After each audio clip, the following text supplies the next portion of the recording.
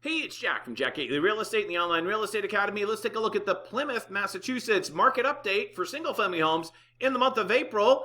Let's get into it, starting with price as always. And price, month over month, has held steady. 641 this month. It was 640 last month.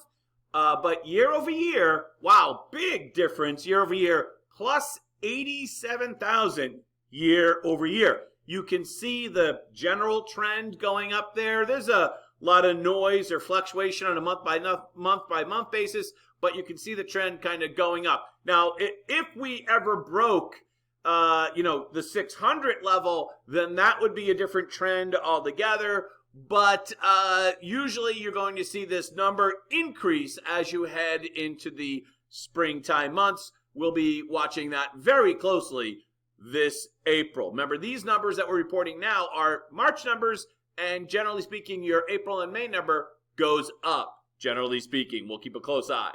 Days to offer, that's holding steady at 30. So you put your house in the market the first of the month, and you're accepting an offer at the end of the month. Tack on another 6 weeks for the sales process, 10 weeks altogether, basically, to sell your average single-family home in Plymouth. That has been holding steady for several months now in that range.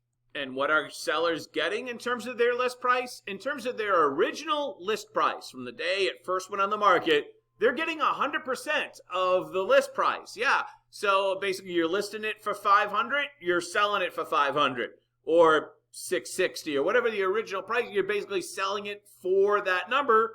Buyers should be aware that there's really not a lot of discounts in this current market the way it's set up. And why is that? It's because there's just not a lot of houses on the market.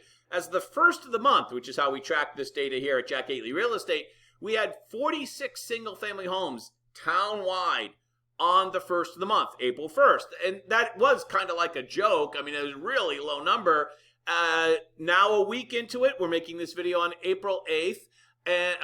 April 8th. And we have 57 homes. So a slight increase, but this is kind of reflective of the statewide trend. Inventory, this spring market really hasn't come on hard yet. We're going to watch this really closely. You would hope to see that we move up into 60, 70, 80 homes at the least. Remember, pre-pandemic, we had well over 100 homes. So this is still historically a very limited selection, and this will drive price, of course, for sure. If there's nothing to buy or very little to buy, that means your buyers are going to be super competitive. Let's keep an eye on those interest rates as well. How many homes are actually selling? Well, last month, 40 homes closed, single-family homes in Plymouth closed. That was up. At least it wasn't as bad as the 26 number that we saw, in February or March, in January. But that's still not a lot of homes to sell in a single month. As you can see, I mean, at some point back in the good old days, we were well over 100 homes sold. 75 is way, way low. This is a new world, so to speak, the current market we're in. It's just anemic. I've been using that word all day, but that's the word for it. I mean, really, look at your pending home sales for March. 51 homes went pending. That's actually fewer than went pending in February. I know, it's just that's crazy. Selection is slim.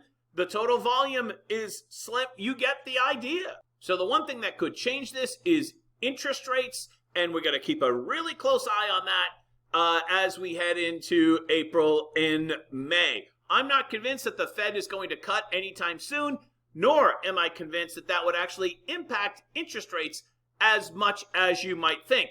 It might impact short-term interest rates, but not necessarily long-term 30-year mortgage rates. All right, so we'll keep you posted. I'm Jack from Jack Gately Real Estate and the Online Real Estate Academy.